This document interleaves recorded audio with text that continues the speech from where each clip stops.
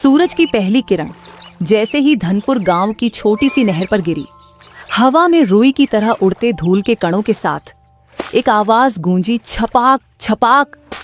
ये आवाज थी गांव के धोबी प्रताप की, जो नहर के किनारे कपड़ों को पटक पटक कर धो रहा था। उसके हाथों की त्वचा सूखकर फटी हुई थी, लेकिन चेहरा एक अलग ही ताजगी से भरा हुआ था। इस चेहरे पर शिकन तक नहीं थी, क्योंकि वह जानता था कि मेहनत के बिना कोई फल मीठा नहीं होता। हर कपड़े की अलग कहानी है। चौधरी के कपड़े जरा ज्यादा घमंड से लथपथ हैं। स्कूल मास्टर के कपड़ों में स्याही की महक है, और रमा काकी की साड़ी, उसमें तो पूरे परिवार की थकान छुपी होती है। कुछ ही दूरी पर उसकी पत्नी गोमती खड़ी थी, जो दिन भर के श्रम के बावजूद अपनी आंखों में एक विशेष चमक लेकर चलती थी। उसकी आंखों में हमेशा उम्मीद की झलक होती, भले ही कंधों पर बोझ हो।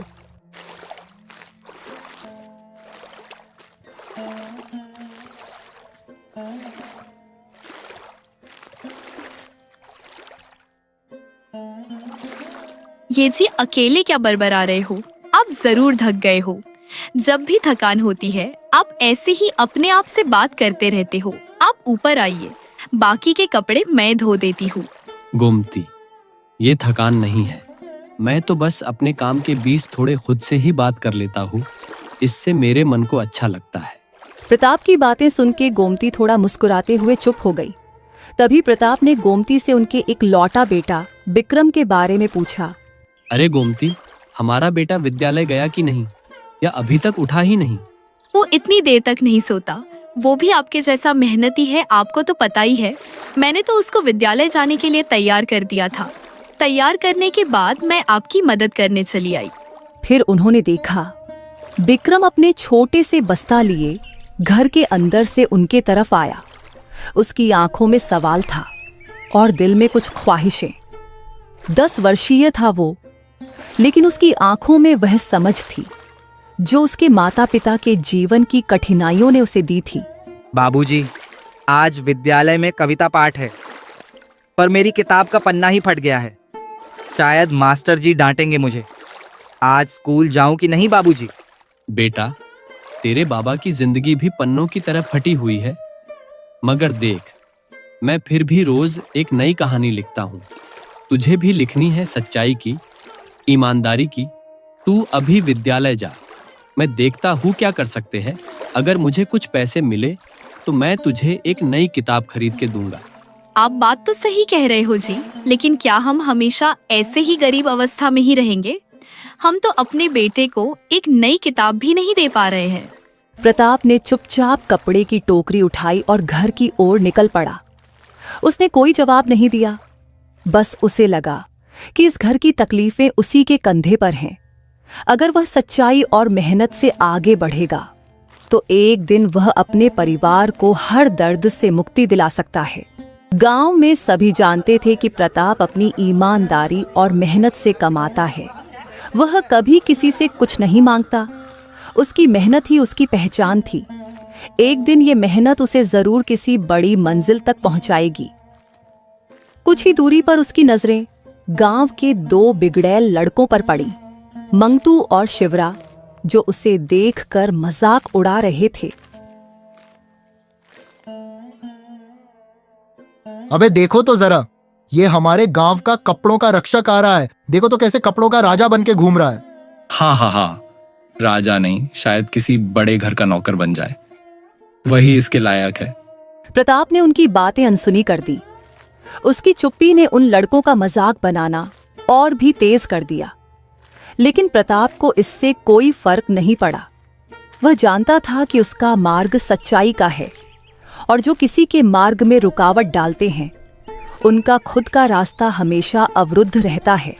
शाम होने से पहले ही प्रताप सेठ हरनाम के घर पहुंचा। कपड़ों की पोटली जमीन पर रखी और दरवाजे में दस्तक दी। कुछ ही देर में सेठ जी बाहर आए। कहाँ मर गया था? इतनी देर क्यों लगा दी? तू क्या खुद को राजा समझता है? जो इतनी आराम से आया है, ये ही चलता रहा तो तुझे कपड़े देना बंद कर दूंगा। सेठ जी, कपड़े ठीक से सूख नहीं पाए थे। सोचा अधगिले कपड़े आपके हाथ ना दूं, इसलिए देर से आया। अच्छा, ऐसा है तो ये क्या है? ये कपड़े तो अब भी बदबू दे रहा है। जरूर तूने कपड़े धोने में गड़बड़ की है और तूने साबुन बचाने के लिए भी ऐसा किया होगा, है ना? आप चाहें तो दोबारा धो दूं सेठ जी, पर मैं कभी ईमानदारी नहीं बचाता। मैंने पूरी ईमानदारी से काम किया था। मौसम फीका था, इसलिए कपड़े सूखने में समय लगा और इसी कारण कपड़े बदबू दे रहे हैं। वहीं पर खड़ी थी सेठ की बेटी सरिता।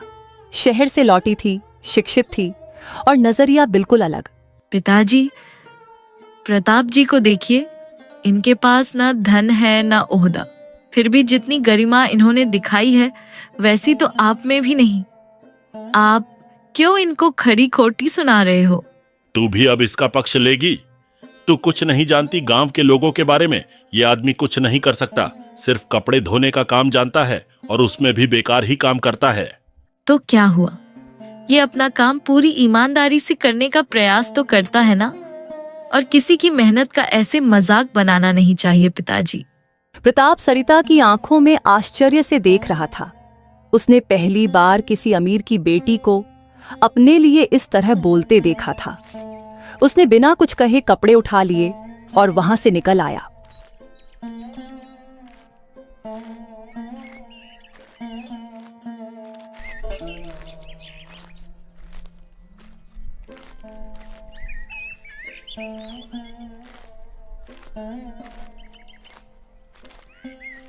घर लौटने पर गोमती प्रताप से बोली, ये जी आप आ गए, लेकिन आप ये कपड़े वापस क्यों लेके आए और यूं उदास क्यों खड़े हो?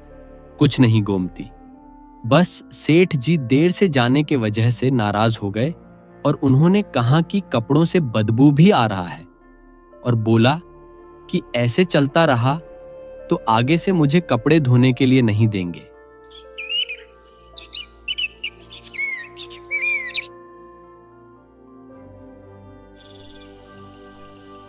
रात को प्रताप आंगन में जाकर आसमान देखने लगा।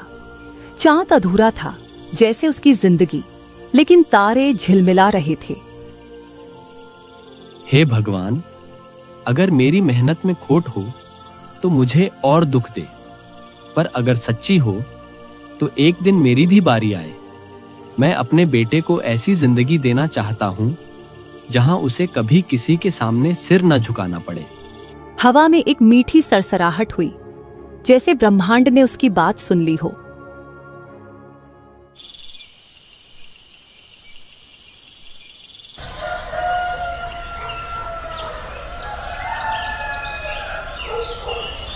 प्रताप अगली सुबह जल्दी से उठकर सेठ के कपड़े लेकर उसके घर गया।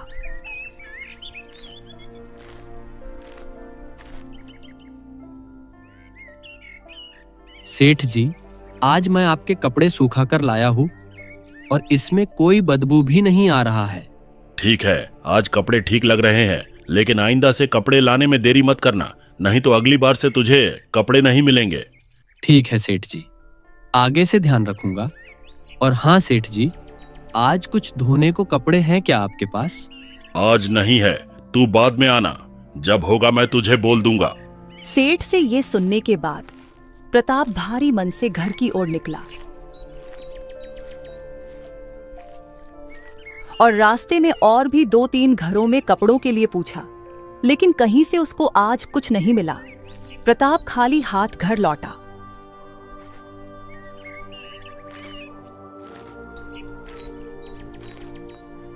गोमती प्रताप को देखकर बोली, ये जी आज फिर क्या हुआ जो आज भी उदास होके आए हो? सेठ जी ने फिर से कुछ कहा है क्या?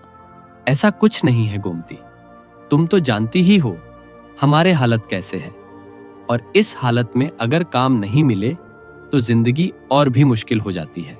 आप ठीक कह रहे हो जी, लेकिन आप कुछ और काम क्यों नहीं करते? आजकल धोबी को कपड़े देना कम कर दिया है लोगों ने। बहुत से अमीरों के पास तो कपड़े धोने की मशीन होती है। मशीन से कहा कपड़े अच्छे से साफ होते हैं गोमती, हाथ की मेहनत की बात ही अलग होती है, लेकिन लोग ये बात कहाँ समझेंगे? इस आधुनिकता ने मानो हम जैसे कुछ गरीबों की रोजी रोटी ही छीन रहा है। गोमती ने प्रताप की बात सुन के उसकी तरफ देखा। उसको देख के गोमती को प्रताप की आंखों में गरीबी की दुख